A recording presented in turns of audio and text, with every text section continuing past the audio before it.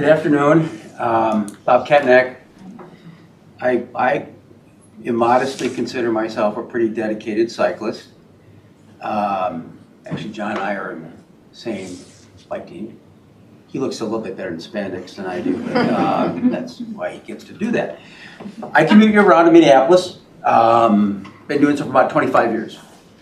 I get by probably 5,000–6,000 miles a year. I love Summit Avenue. I don't like its condition, but you can fix that.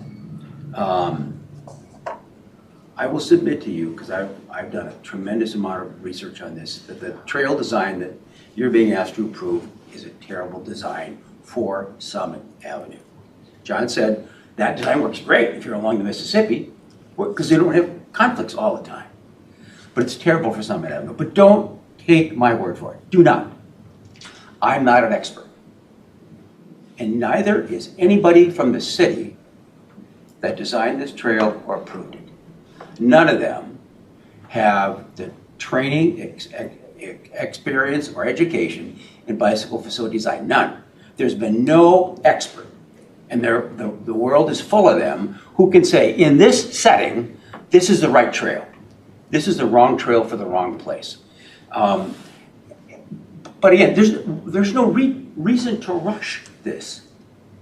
You can get this right, and if you take the time to talk to the experts, and they tell you, you know what, we looked at it.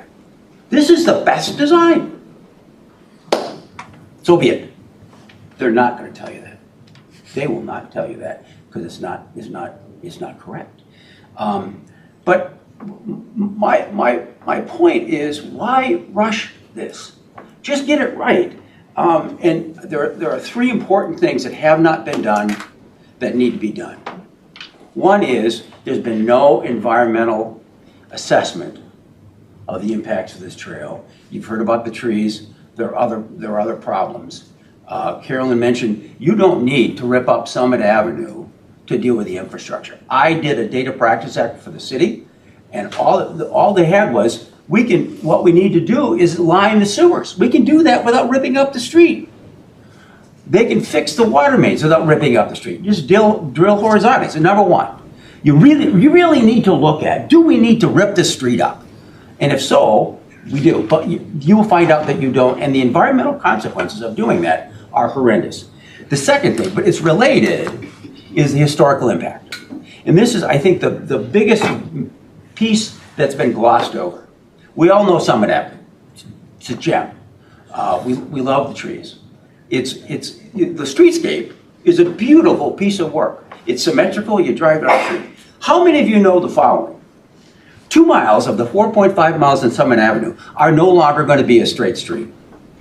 It's going to zigzag between Lexington and the cathedral. Instead of having a nice symmetrical street, you're going to go north side, then you're going to zigzag south side for a few blocks, and you're going to zigzag north again. It's not going to look anything like it looks today, and the historical implications are horrendous. And the city's own consultant, Bolton and Mank, said, don't do it.